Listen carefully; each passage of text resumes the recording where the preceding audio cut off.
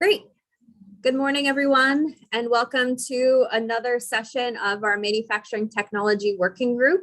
This is our 7th meeting together. Again, it's hard to believe, but we've kicked off in late August. So for many weeks now, we've been underway in making some progress for this working group. So thank you again for everyone for your weekly and bi-weekly participation. We had convened last week, and although it was the Aerospace Components Manufacturing Aerospace Alley Trade Show, we did have a really great turnout. And if you have not seen a lot of the press regarding that event, it was really fantastic. And there was such a buzz about the community. So thanks to everyone for your participation. Today, we'll start out with some announcements and roundtable, review the schedule for our i4.0 service provider features. Today's spotlight is for the University of Connecticut, and Dr. Premier Alpay is here to shed light on Yukon services. And then in the back half of our meeting today, we're going to break out into our breakout work streams. The VSM team, which has typically stayed in the main room, will go into a separate breakout room simply because they're training and preparing for their big half-day meeting tomorrow to go through their exercise. In the main room, we will have the outreach and resources groups collectively together. So there's not too much moving and shuffling about for today's session. And as we have been doing, we won't come back to the main room. So once we wrap up with our respective breakouts, or once we wind down before the noon hour, we will just send you on your way. So as a reminder, our next meeting will be December 8th after the Thanksgiving holiday.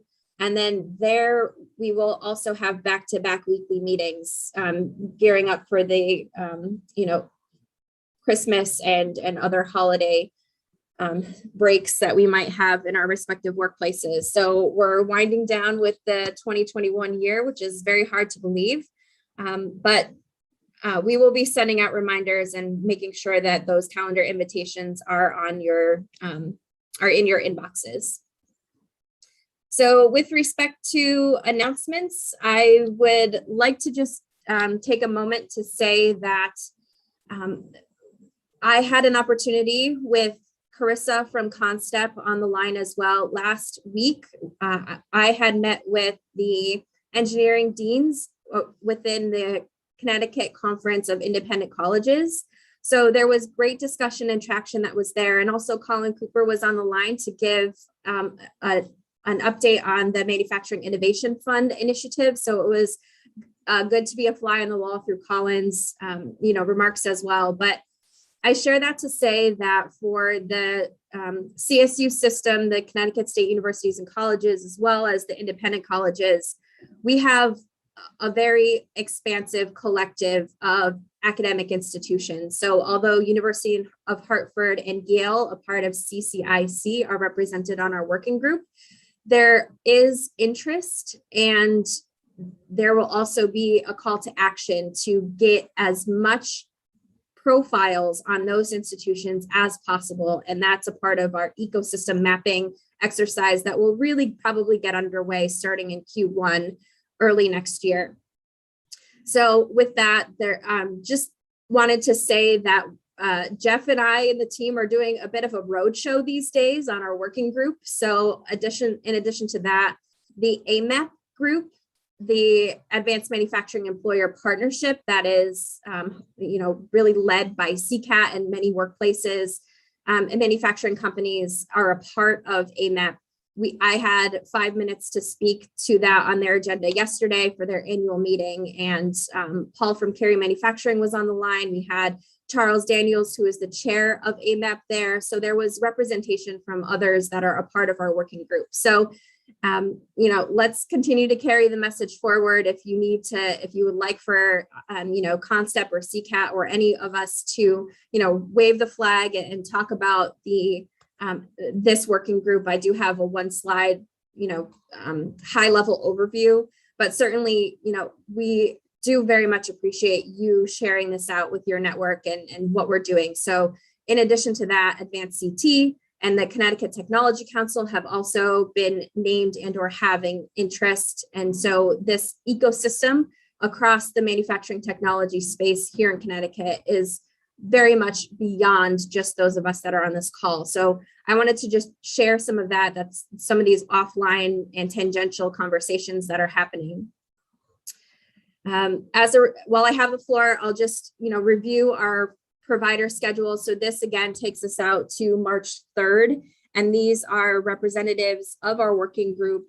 If there are any conflicts that you foresee in the new year, I believe we have both Karen and Catherine lined up for our next session on December 8th. December 15th will be a VSM outbrief, so we'll have a pretty deep dive into that. And then you could see January through March. We may be adding more to the calendar here as we move forward. But again, if you have any conflicts, please just let Jeff or Zach know. Before turning the floor over to Dr. Alpay, I'll just open up the floor to see if Jeff or B or Senator Hartley have any other remarks of announcements or roundtable, as well as the group as a whole. So if you do just want to please raise your hand, we'll monitor the participant list. Thank you, Jackie. I'm all set. You've covered everything I had in mind. Great.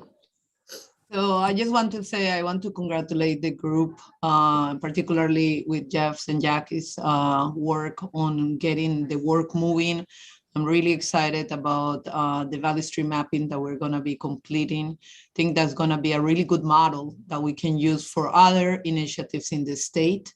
To really look for ways to collect the information in a visual way that allows us to map this ecosystem. I think I will speak for Colin here, where we all agree that one of the big issues for our manufacturers and our customers is that while we have a lot of resources, they're not clear on them. So kudos to the team for tackling that soon. And also very excited to see what our independent colleges bring to the table. I think that's a great addition, Jackie, to just, give that information, because there's a lot of really good programs that play into this. And as employers are looking for workforce, that's going to be very critical to provide that information. Thank you. Thank you all for being here once again, and I just want to recognize the incredible amount of work that's being done, and I'm most appreciative of the time that's been devoted, because you all are professionals and are being tugged in a lot of different ways. I just will mention that the legislature is beginning to rev back up. We will be back live in person, thank God. And the Legislative Manufacturing Caucus will soon be convening. And so I leave that with you in terms of organizing and presenting to us. It is short session, but nonetheless, manufacturing has always been a very strong part of the Commerce Committee agenda. So thank you all. And I'll just say thank you so much to Jackie, and B, Jeff, and all the organizers here, Corliss and Ginger. And I would just say, have a great holiday to everyone. Thank you. Last comment, I'm sorry I missed that earlier. That's on me. And thank you to the companies that have been taking time from their work to help us do this. Without you, we could, we have the tools, but you have the data. So thank you so much to all of you that have, our stakeholders that have helped us do this work. And I have one other very important thing to say. And I'd like to officially tip my hat to my legislative aide, Corliss Santana, who will be moving on to do bigger and better things. And so she has been, pivotal in the technology and, the launching of this process. So I just want to recognize that work and to thank her officially. Thank you, Jackie. Yeah, absolutely. Congratulations, Corliss. We're excited to see where you, fly off to next. Mike, I see that you have your hand raised, sir. You have the floor. Yeah, quick question, Jackie. On Friday, there is a presentation meeting with the Southwest Regional Sector Partnership. And actually there's, I think, Nicole Russo's on the phone, Kathy Saint's on the phone. We'll both be there. To the extent you have a slide that is a talking point slide that we might be able to convey the message to that group. I think we have about 30 manufacturers that'll be joining, and many of them are not dialed into the ecosystem. Certainly any one of us could talk extemporaneously, but if there's an official party line on it, that might be helpful for us. If you could email that to either me or Nicole or Kathy, we can incorporate that into the presentation. That'd be awesome. Thank you. Absolutely. Yep, I'll get that over in your inboxes shortly this afternoon. Thank you for that. All right. Hearing nothing else, Pamir, I'll turn the floor over to you. Great. Thanks, Jackie. Thanks, Jeff. Thanks for having me here. I think I mentioned this before, but I'm going to mention it again. I think this is a super important initiative, and thank you, Sandra Hartley, for pushing this. I think knowing how to make things smarter, faster, cleaner, cheaper, and in an integrated way is a great way of pushing our economy forward. And there are a couple of things that I want to mention that will support this from Yukon's side. There are two entities specifically that can support this excellent initiative. First of all, I'd like to talk about the School of Engineering and what it brings to the table. Yukon, as you all know, is an R1 university, land sea space grant university of the state. Last year, we had a record year in terms of external funding. It was around $375 million, and Yukon Engineering played a significant role in that. We brought in over $70 million in terms of research funding, 65% of this from federal entities. These are your NSFs, NIH, your DOEs, DODs, and remarkably, 17% of that came directly from industry. Yukon Engineering consists of 7 academic departments. These are typical departments that you see in a public, relatively large engineering school. Through these academic departments, we offer 12 majors, 16 minors, and we've started on building up a smart manufacturing or Industry 4.0 focused curriculum that will eventually become a major within Yukon's engineering portfolio. In terms of numbers, 3,400 undergrad students in these 12 majors. We have over 840 grad students, most of which I would say around 75% of which are PhD students who are pursuing that advanced degree, working with us on really advanced research and development projects. In terms of faculty, around 180, 30 of which are teaching faculty, 150 tenured and tenure-track faculty, carrying the load in terms of our educational and our research mission. Just to give you some numbers in terms of the undergraduate education, every student that goes through our undergraduate curriculum, regardless of the major, have to work on a design project as they in their senior year. In 2020, we had 800 of these students that worked on 220 design projects, and which were supported by 120 different industrial entities. These are your small, medium-sized companies, as well as the big companies from the state. In terms of beyond the undergraduate degree, we're offering 15 professional education programs that lead to masters or masters of engineering degrees. There are 9 stackable certificate programs. I'm going to talk about one in particular as my third slide, really. And we also offer customized training and development activities to a lot of companies that we work with. Just to give you an idea in terms of the magnitude of the effect of Yukon's engineering, School of Engineering. In 2019, this is the last data that we have from American Society for Engineering Education. We are educating 53% in this case of the state's engineers. And so this trend has been like that for the last 6 years or so. These numbers are fairly stable, so we can proudly say that every other engineer in the state is a Yukon alum. The second entity that I'd like to talk to you about is Yukon Tech Park. In my dual role as an associate dean for the School of Engineering, I'm also the executive director of Yukon's Tech Park initiative, which started in 2017. This is one way of working, partnering with industrial and industrial companies in the state, and there are several of you that I see on this call that have visited us. But if you'd like to know more on how we work, and I'm going to provide a very brief summary here, contact me.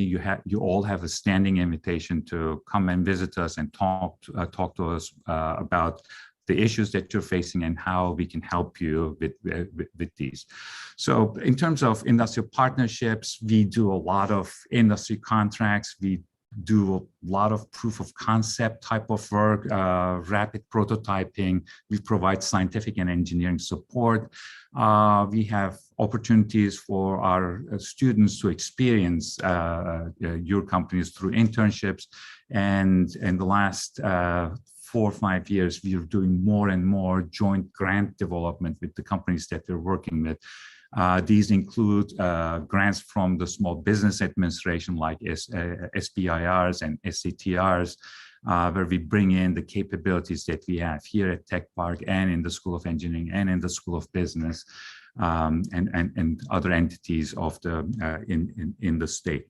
Yukon Tech Park right now is a $175 million investment from the state. It's not just a place where you can start thinking about partnerships, but we also have fantastic core facilities that can help you in terms of understanding the materials that you're dealing with, assessing certain manufacturing capabilities, and looking into testing some of the most advanced manufacturing capabilities. The strengths that I've put together here are reflected in our 14 centers and institutes that we run as a part of Yukon's Tech Park portfolio. We're super strong in terms of materials and materials characterization. We work with some really big companies that include Pratt & Whitney, Electric Boat, and Collins, but we also provide significant support to small and medium businesses. And there are several of you that I see on this call that we've interacted with through some of the ideas that you had. I would like to add to this that there are several centers that work on robotics and machine learning and artificial intelligence in a manufacturing environment. And I think that will be of some interest as this initiative moves forward. Everything has to have a cyber component to it. We run 2 big centers on cybersecurity and cyber physical security. That's hardware assurance, really, that deal with keeping your data as well as your instrumentation safe. In the last 10 years, we've looked into understanding more about things that are related to the energy sector. That includes efforts on sustainability, clean energy, water filtration. These are reflected in some of our centers here. Eversource Energy Center is one, and very recently we've received significant funding to support our water filtration and decarbonization efforts through the Department of Energy. This is led by our center, Connecticut Center for Applied Separations Technology, led by Jeff McCutcheon.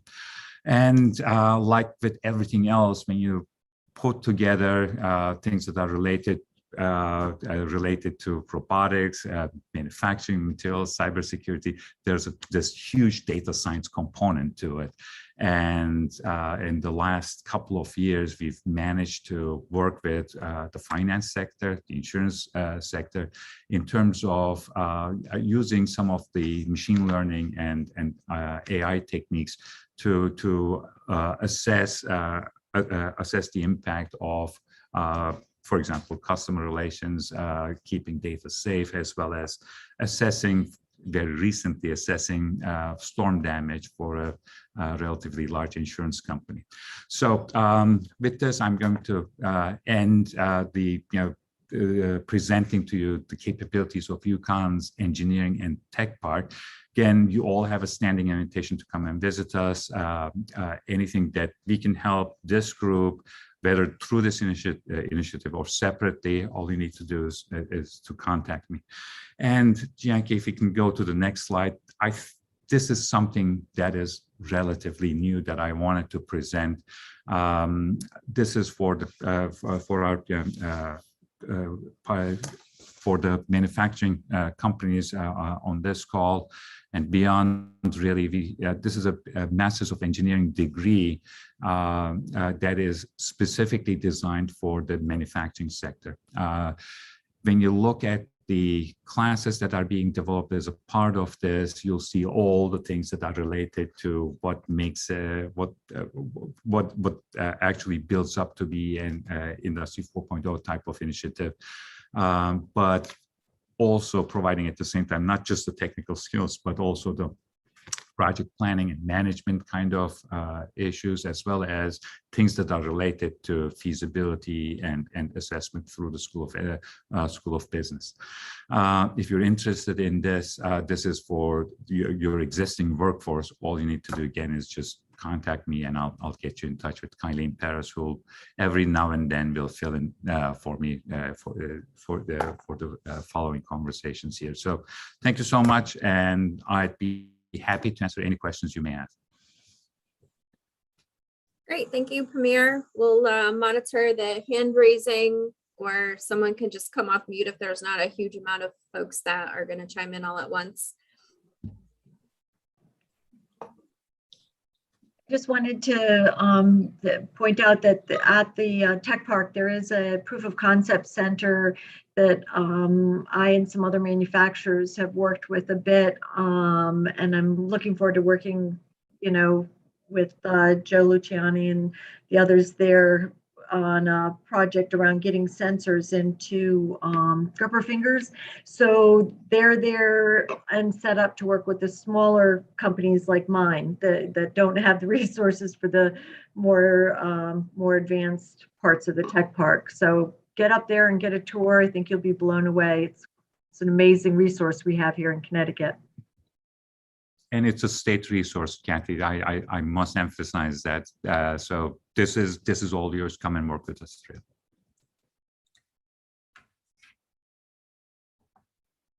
Ryan. Yeah, it was an interesting chart with the graduates from the Connecticut University. Just out of curiosity, do we have any idea how many of those graduates start their career in state versus out of state? It's very difficult to find the retention data, but we hear from the bigger companies where some of our graduates are going that these students, upon graduation, these engineers typically tend to stay in Connecticut. Okay, yeah, I'd be interested to find more data on that across the board. It's an interesting chart that I hadn't seen before, so thanks for showing that. From the companies who agreed to provide this data to us, we have almost an 85% retention rate. Okay. Okay. Good, thanks.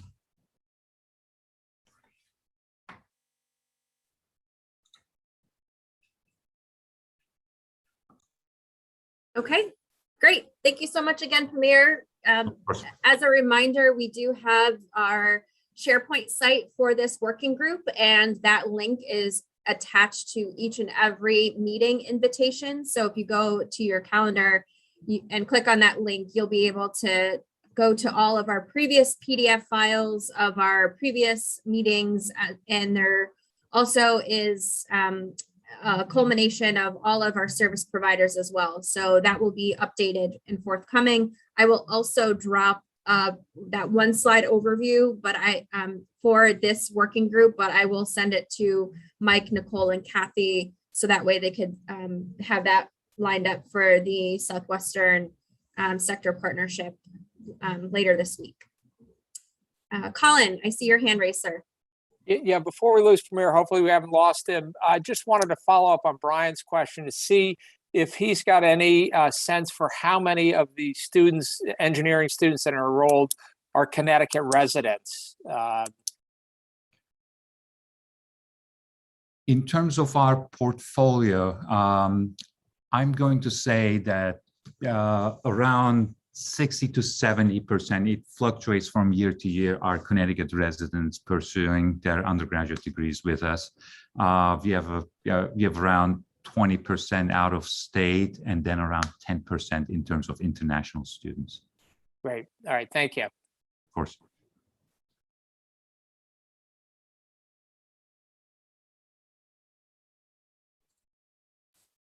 Okay, so with that, I think we'll work some breakout room magic. Everyone that's not a part of the VSM will stay in this main room, and we'll continue our conversations. Those of you that are going to head over with Jeff in preparation for tomorrow's session, best of luck. Enjoy your time together tomorrow, and thank you for all of your efforts on that VSM.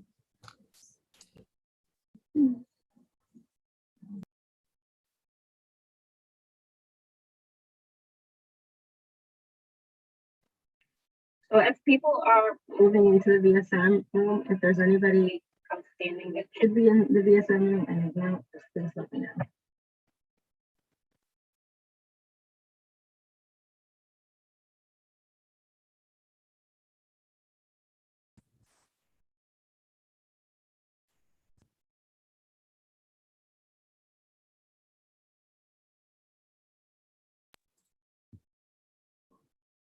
Alrighty, so we have our critical mass here. So, oh, never mind. Go ahead, Mike. Oh, okay. Mike's in the VSM. All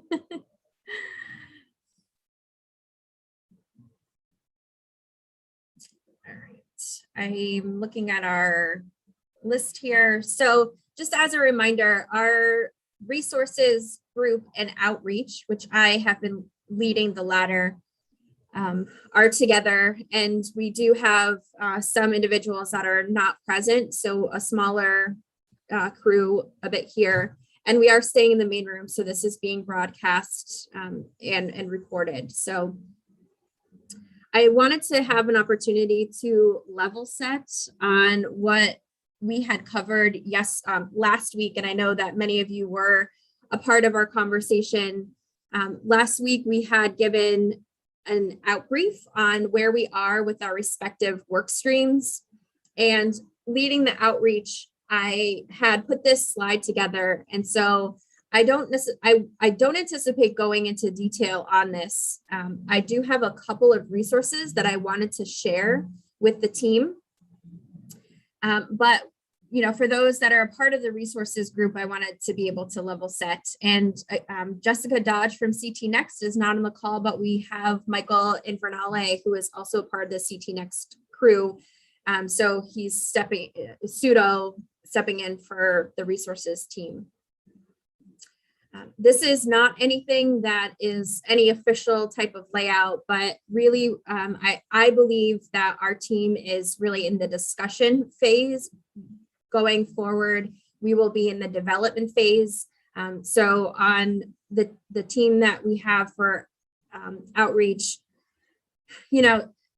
you see 4 Ds here and 3 Es. It gives you a bit of sense of how much OCD I might have, but really it's intentional, and it's something, especially the engage, educate, and enable is something that really Paul from Carey Manufacturing had presented us with. So a part of our working group, we have many small to medium-sized manufacturers that are enlightened in some capacity. So those manufacturers that are a part of this exercise and initiative are already on their way in using and leveraging automation and robotics or additive technologies or model-based definition, enablement, artificial intelligence, perhaps, as well as data analytics, making data-driven decisions for your business in the pursuit of elevating your portfolio is a part. All of those things really encompass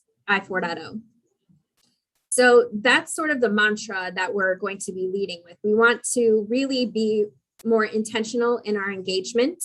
I think the more that we are out there talking about the resources that we have as the collective are critically important. What really drew the attention to the team was this chart on the CMC, so the Connecticut Manufacturers Collaborative. I found this in a press release once the CMC was really stood up, and I know we don't have Christy Fatima on the line for today, but it gives you just a high level overview of what associations or are part of CMC, so this collaborative, and certainly there are others like Manufacturer CT that are not a part of CMC. And then in that white sphere circle, and then in the green is really a lot of all of the other entities that are, you know, straddling workforce, education, economic growth, and technology. So this is a good, I think, representation. And sorry, my office phone's going to be going on. But a good representation of, you know, sort of beyond the scope, the expansiveness of i4.0. So this is a level set.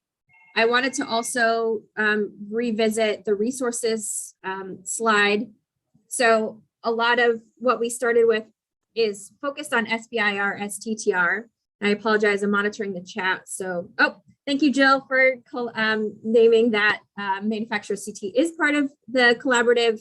Certainly, this is a legacy slide here. So I don't have access to CMC, but I do have their newsletter that I want to pull up because Manufacturer CT, I saw that in your mailing that you included the newsletter. So I wanted to be able to present that. So as we have the forum to do so, in sharing out resources and you know, bringing awareness, I think I'd like to be able to do that. And certainly I don't want to ramble on. So anyone feel free to interject as well. And that is true. Manufacturer CT used to be NHMA. So maybe I'll so thank you. But very briefly, we had talked about really SBIR, STTR resources. We know that for this working group, effectively none of our manufacturing companies are exploring those opportunities for financial resources. SBIR, STTR is really the pathway to commercialization, and a lot of there are some success stories for smaller manufacturers here in Connecticut that have, you know, won awards for their proposals, either phase 1s or 2s, potentially 3s, but I don't have that top of mind. We talked about access to talent, partnerships with universities. So previously we heard from the University of Hartford representing the independent colleges, and Pamir had just talked about Yukon and the tech park, and then alternative sources of financial of financing. So, you know, level setting, and we have both groups here today. I do want to be able to pull up a couple of resources. And so staying on that CMC, I do want to just bring up their newsletter. And then also the Manufacturing Innovation Fund has their report out. And I know that, you know, way back when we first started this, CCAT had shared that some of our resources are with respect to those voucher programs and or technology demonstrations that are supported by DECD and MIF. So while I'm doing that, I'll take a pause and a breath and see if anyone on the line has any questions, comments, thoughts. So thanks for your patience.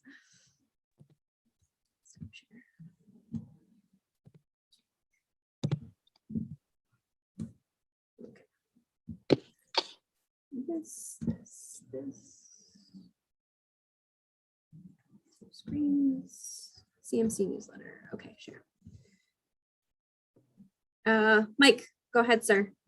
Just quickly on the prior slide on the other resources, we had some very productive conversation led by Jessica. I don't know if Michael was in on all of that, but really in terms of cooperatively working with small to mid-sized manufacturers, with the university outreach that's already happening and how we can align ourselves with that. I learned about an interesting program that I wasn't aware of, and that was the Governor's Innovation Fellowship that was administered. So there was a lot about how we create a force multiplier utilizing the state resources that are already out there, creating a presence for Connecticut at university outreach that we might not be able to individually capitalize on. So it's how do we plug small to medium manufacturers into what's happening with that is of a lot of value there. So that was kind of a twist that certainly I wasn't aware was happening. I suspect a number of other people in this working group weren't aware that that was happening. And when we looked at SBIR and STT, whatever it is, it became, how do we create, potentially, how do we create who are the likely candidates to tap that resource and potentially do an outreach as opposed to creating that they had to find their way to the resource. But if we said, could we glean through databases, other things, and say, okay, you guys, based on these kind of criteria, become a likely candidate. Certainly PTA is a big job shop. I'm not going to be in there for an SBIR grant. I'm producing someone else's design and commercialization of product. But, but that doesn't mean that when I've got a small entrepreneur, which we work with frequently, that's not now. I have an awareness of potential referral as we're working with them in prototyping stages, potentially in for some level of commercialization. And also, is there a role that that also, and that next logical extension could be, is there support to gain resources into DARPA, which may in fact create opportunities. Probably, maybe ACM is plugged into all of that because of what they do and the defense initiative, but is that awareness going down to other small to mid-sized manufacturers? So just a little bit of color on that last slide, because there wasn't a lot there. And, we had great conversation, but it was small and maybe unexciting by the standards of the other groups. So, but there was value. Yeah, thank you so much for that. I will say that regarding SBIR, STTR, and also Michael, you're welcome to jump in after I stop talking, but the Naval and Maritime Consortium, I do know that they themselves pick out relevant topics to the companies that are a part of their consortia, and then they share that out. So speaking on behalf of CCAT, we can sub on those proposals. We cannot go in as prime PI. So I myself am not necessarily tracking this, but it's certainly top of mind. I do have a good sense of companies like Precision Combustion Inc. and Advanced Manufacturing LLC that we've partnered with on some of these that then lead up to larger funding opportunities. So for example, ARPA open, full concept paper invitation from PCI down in North Haven. But there are these outlets. So I'm hopeful that the other associations are sharing that information out. And when I'm seeing some of that, I'm like, hey, think about CCAT, think about Yukon, think about all of these other academic institutions that can serve as those research entities. So that's a great point that we shouldn't lose sight of. So thank you for providing that additional color. Yeah, collecting these resources, having these resources, the more I know, right? I've just recently joined these calls, right? And this is sort of also relatively new, but part of the office hours and the outreach and part of being available is also available for what at the universities, right? What are we talking to me about? Why does anybody care about these 2 hours that are on their calendar?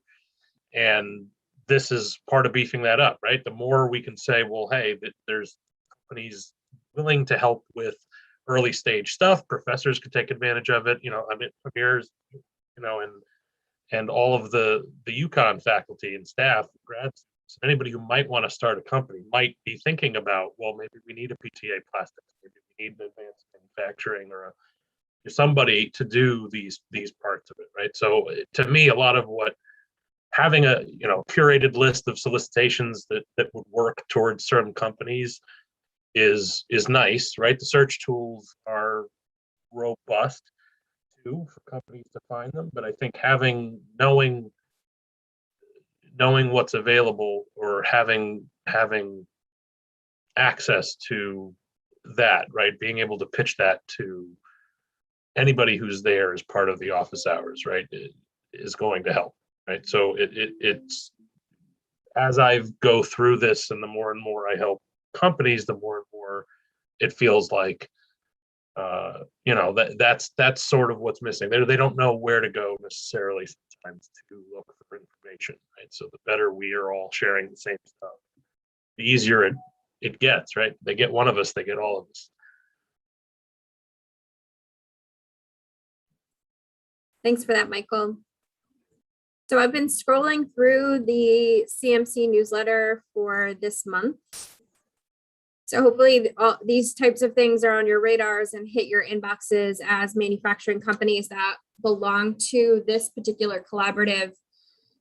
I know that, Colin, you really, it's like one of the first questions that you ask a manufacturer is what association or what collaborative are you a part of? So it's important for our manufacturers, the 3,800 that we have here in the state of Connecticut are folded into, manufacturer CT or ACM, the aerospace components manufacturers, or the collaborative in and of itself. So, it's not necessarily, we're not in the mode yet to deploy, but please do know that SharePoint site, we're going to start to really cultivate more resources. And so as you bring things up to our attention, I know that Chris DiBattima had said that CMC can be used as a resource to, survey these manufacturers, certainly manufacturer CT. Jill and the team, you do an amazing job with all of your newsletters. So the more that we know, right, the more we can grow. And that sounds like Dr. Seuss, and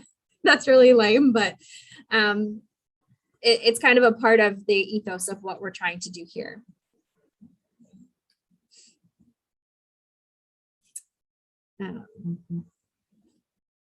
So again, I didn't really have too much that I wanted to, dive into. I do know that we have both of our breakout teams here. So, as this is our first opportunity to convene together, if there's any more enlightenment that either, Jill or Colin or Nicole or Paul would like to express to be captured for the record and or, for next time. So I myself and Constep and our core team, we're always taking things back and seeing what we can do to continue to move this work forward. So if you have any, assignments that you want to provide to us, I think that's great. We will be moving forward into less talking, more doing, I think, as we head into the first of the year with this working group. Certainly after hearing, what the value stream mapping current state of affairs for the state of Connecticut will be, and that outbrief will be on December 16th. Let me stop sharing.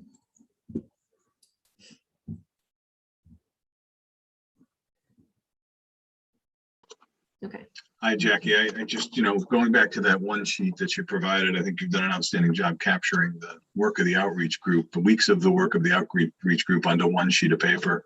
And you're absolutely right. We need now to move to, now that we have the framework, what's going to be the messaging that's going to be within that framework. So as I said yesterday at the AMAP meeting, we need to be better storytellers. We have great stories in manufacturing about manufacturing careers and about the point that Colin makes all the time is that manufacturing is not a job, it's a career. And just because you're in manufacturing doesn't mean your education stops. So, the only time learn comes before earn is in the dictionary. So, what Dr. Seuss quotes. You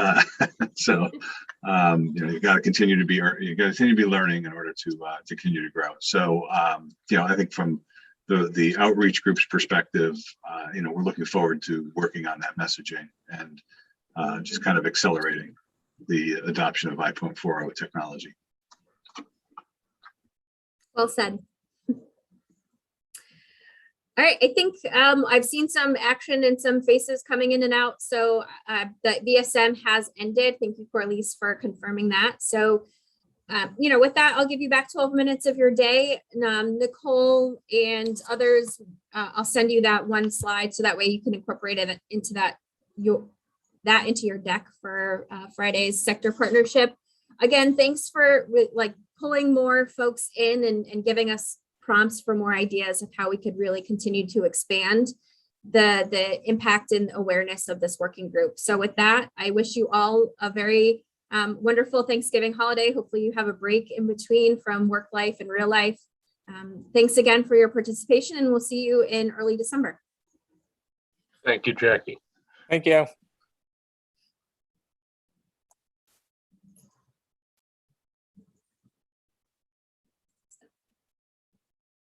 Okay.